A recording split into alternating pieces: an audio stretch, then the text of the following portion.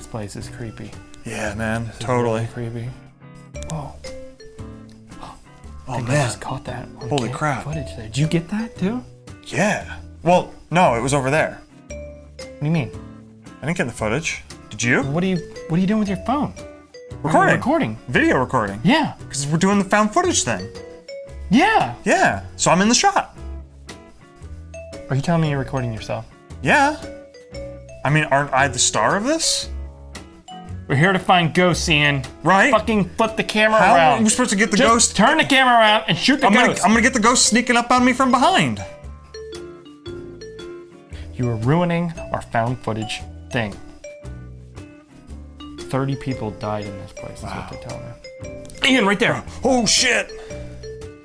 Did you get that on? Tell me at least you got that on camera. Yeah. You got it. It's good. Are you in shooting in portrait?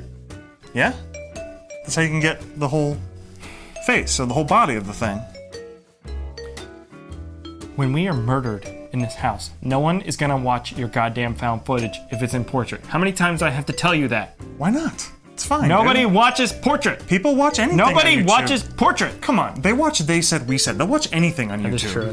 That's true. Guys, we're totally here in the murder shack. We're totally gonna get some great footage. Maybe I'll even get killed today. I don't know. Maybe we'll find some. Oh fuck! Oh fuck! Oh, it's a ghost! Oh fuck! Oh my god! Oh fuck! I forgot to hit record. Can you step out a minute and come right back? Because You didn't record any of this? I mean, hold on. I'm gonna press record. All right, now we can start. Oh fuck! Don't kill me, please! Don't kill me! Kill me, please! Goddamn millennials. Ian, tonight we watched the sequel to a movie called House LLC. So I think it's just called House LLC II. Indeed. Shudder exclusive, just came out a day or two ago from when we were filming this. And it's a found footage movie, written and directed by Stephen Cognetti. Stephen Cognetti. I knew that and I forgot. I don't know why. So he was obviously the guy who brought you Hell House 1. House LLC was a pretty, as far as I know, well-received movie. Yes, very well Especially liked. for the found footage category, which I think a lot of people have issue with. I don't know. Sure. So- Not for everybody. You watch the first one? This one, I had not seen it previously, but I'd heard about this one quite a bit. This one came to my attention via Listcast, a unpopular opinion network show. It's come up a couple times when they put together their list of the top found footage horror movies of all time. This one was definitely one that came up and was defended pretty passionately. So this is one I'd heard about and meant to check out, never got around to, but did You watched last night. So in prep for the sequel. What'd you think of the first one? It was fine. I guess we should have a little bit of a talk about found footage movies in general. Where do you land on them? I've seen a lot of found footage movies, and just like any other genre or any other thing, it's like when there's a good one, they're good. So I don't write off the whole category. Okay. I think found footage movies can go like two ways that work for me. One, if they're more on the realistic side and the horror is subtle. Your Paranormal Activity, the original, most of Hell House LLC, I think, worked in that way where it felt. That subtle? I think the original, yes. Okay. Until the end, when everything goes crazy. Or the other way it can go is it can be a roller coaster ride. And I would say like your Frankenstein's Army or even Wreck or something like that, where it does feel like you're like in a creepy monster house kind of thing, and it's just everything's popping out at you, and it feels like a roller coaster. And I think those are two ways where it can really work well. Okay. But what is your experience with? I'm not a big fan. I haven't given a lot of try, but the tropes of the genre really annoy me. Like, meaning how the footage is found and all that kind of stuff? Or Exactly, justified? because it's an attractive option for somebody trying to do a low-budget movie because it can be done relatively cheaply. Even if you're going to do some effects, a lot of the movie can be done very cheaply. Not saying that there aren't good ones out there.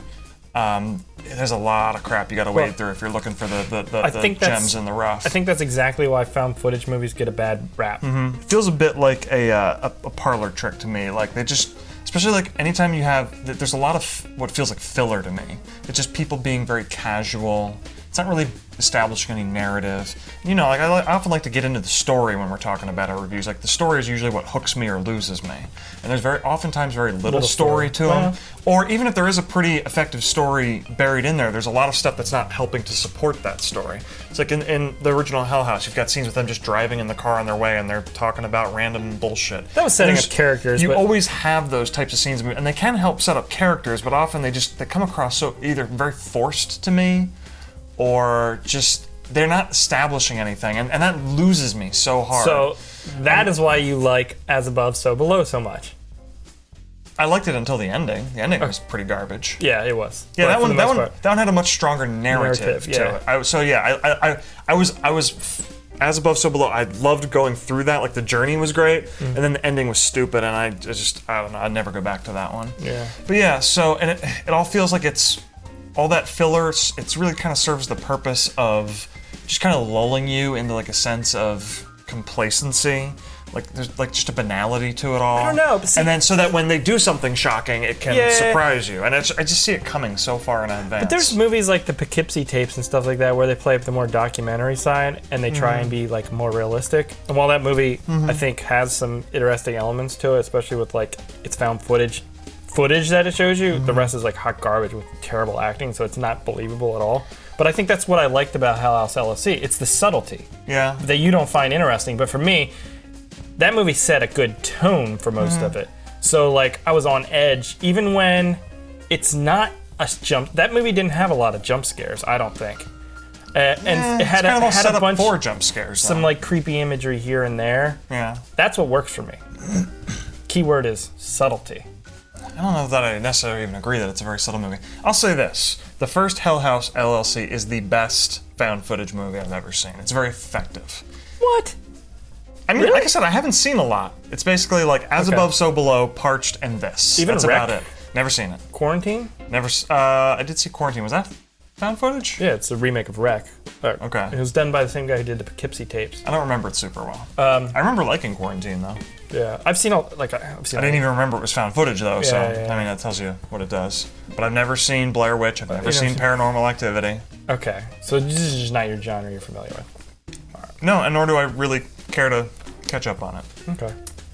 So then you were going into House LLC with low expectations. Well, like I said, the first one, I didn't love it. It wasn't my jam, but I respected that it was well made. So I was expecting the second one to probably be comparable quality. I'll give it that. Okay, so I came into it, obviously, I liked House LLC 1. I was excited for this. That's why I added it. I'm like, we need to watch this right away. Like, I was actually pretty excited to see this. So we watched it. Early 36 hours after it came out, rather than right away. So what is House LLC 2 about? So it kind of follows. There was a reporter woman and her cameraman and an editor, I guess, an editor or a producer who were talking to one of the survivors of Hell House. And that was kind of your framework for the first movie. Yeah. She had died as well as the cameraman, but the editor who's going through the footage while they went off, he is still connected to all the events surrounding, so he's being interviewed on a television program, and he's some other folks approach him because he has some expertise about it. They want to, mount an expedition into the Hell House to gather information to find out more about the events of the night when the Hell House movie was set. And of course, they get in and hijinks Paranormal hijinks ensue. A lot of similarities to the first one in terms of tone. Certainly, it's the same set. I don't think the characters were as effective. No. I don't think the acting was as effective. I didn't think it was similar, really, in any respect. I mean, in terms of the editing, in terms of the look, it didn't have a band of friends kind of a feel to it. So that made it feel different. But I mean, it looked similar. Immediately off the bat for me is that it felt way more scripted. It felt like everybody was reading a script, and the actors were pretty poor, so nothing came out genuine. And in the first one, a lot felt more improvised, and therefore felt a little bit more natural to me. Yeah. But it could just be when you bear it all down, like when you dig down to the root of the movie, the first one feels a lot more inspired. It seems like a genuinely interesting idea. Yeah. And this one feels like a copy of the original? Well, it feels like, how can we make a sequel to the original that doesn't need one? And so we have to cobble something together. Yeah. And it feels disjointed in that way. Yeah, and it just felt like more the same. So like the first one felt unique. It felt fresh. I'll give it that. So this felt like more of that, and it didn't really touch any new buttons for me. But to me, they delved way into this lore that I wasn't interested in or asking for in any way. Of the original hotel. Of the original. I've seen House LLC maybe once, twice at least. I don't really remember too much about the lore that they bring up in that. They mention it. They mention it a few times here or there, and that sets enough of a scene for me. There's a lot of mystery involved. That's all it needed for that movie. Exactly. And in this one, they go to such lengths of like a whole scene with a monologue that goes on for 10 minutes, just painting all this information that... You mean the best part of the movie? Removes any sort of mystery to anything, and just makes it way more cheesy to me. I gotta disagree. That was the best part of the movie. I guess for me, the way found footage works so well, like Paranormal Activity and stuff, is I've been in my living room and I've looked down the hall and seen a door open, and I can picture in my mind a ghostly figure walking by, and that is something I can relate to. What I can't relate to is a whole bunch of fucking ridiculous, like, tropey ghosts and stuff like that at a dinner table, all that kind of played up stuff. Yeah. It loses all subtlety. Okay. It doesn't feel relatable anymore. I think a found footage movie can only work if it surprises you. And I can appreciate how that the first movie really surprised people in some ways because it wasn't what they were expecting. But this movie doesn't it's much more difficult for it to surprise you, for one thing. Well, and the first one, let's talk about like some of the footage they find, because a lot of it, again, feels very uninspired in this movie. It's just, oh, some random dude got into the house. Oh no, there's a ghost when he moves the camera, and it just cuts. The first one, I felt like they dedicated a bit more time to building the tension to a creepy scene, and it didn't necessarily always have a jump scare or anything like that, but it did leave you feeling a little unsettled. And they were definitely more interesting in the way they did it. I remember a specific scene where the one camera guy, like, he walks through the whole place, he hears something or something, there's a clown standing there. He's like, what are you doing here? He thinks it's just one of his friends did that, and he does something, he turns around, and the clown moved. Like, it's just that little bit, but that was enough because they spent the time building up the tension, the tone was good, that it was actually, like, unsettling. And they did a lot of that in this movie as well, but we'd already seen all that, So I think it just didn't have... It wasn't easy to have that same effect. Yeah. So I don't know how much that first movie was considered successful, if it garnered any acclaim that allowed them greater funds. I was kind of hoping this would be a bit more elevated, because like in that first movie, you never got to see any of the gore or the kills. Like the camera always turned away. I don't think that's necessary. Came back. It's not necessary, but it might have escalated. It might have elevated this a little bit more. If you wanted something a little more out there, and it didn't do that. It was more of the same type of thing where. Anytime something happens, the camera turns away, and then and that is, I guess, one of my problems with the whole found footage genre is that it's the perfect excuse to get away with any shortcut you want. You can always have the camera turn away. You can always have if the lighting sucks, it's fine because it's found footage. You're not lighting your film. It's just natural. You need to watch Frankenstein's Army. Okay. Everyone needs to watch it. You might start it and think this is hot garbage. Give it like 20 minutes or so, because that movie gets to be fucking crazy and has awesome practical effects and stuff. Really goes for it. So I highly recommend checking it out. I'm not saying you can't do a good found footage movie. Yeah, no. Just so often that's what they do. But I think you're onto something with, like, I didn't enjoy how much this movie kind of like just went for this paranormal kind of thing. Like it's all in your face in this movie. And I guess they felt the need to do that because it does have to somehow, a sequel needs to be a little bit bigger in scale, right, from the original? It doesn't always have to be, but it often should be. Generally, yeah, that's... Depends on the type of movie. And so, they did go for it in this movie. I just don't think it worked for me. Yeah, it didn't. Come on.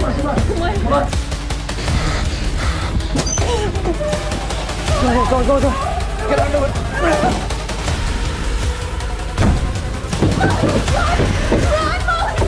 Let me, Molly's in the basement with her friends.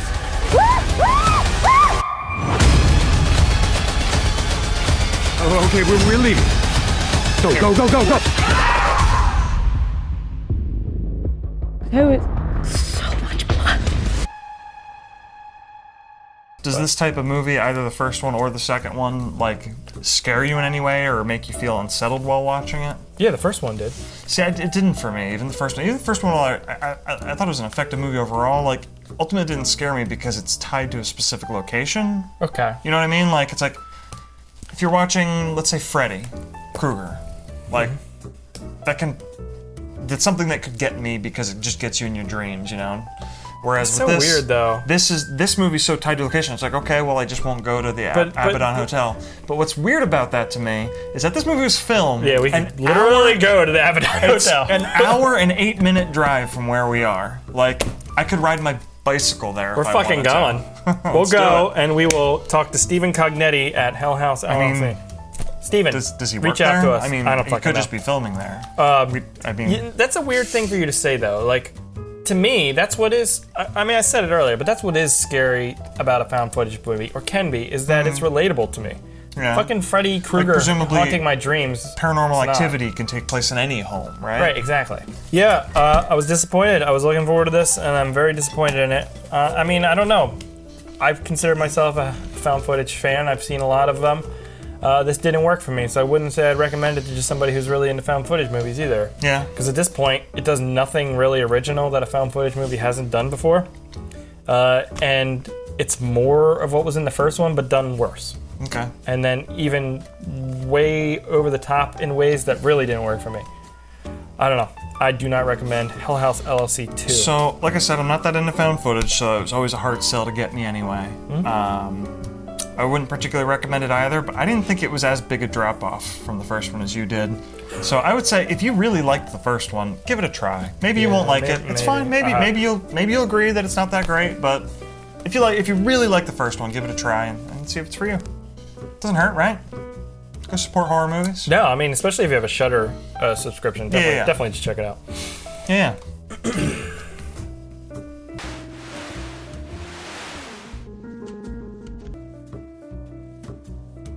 Remember, smash that subscribe button!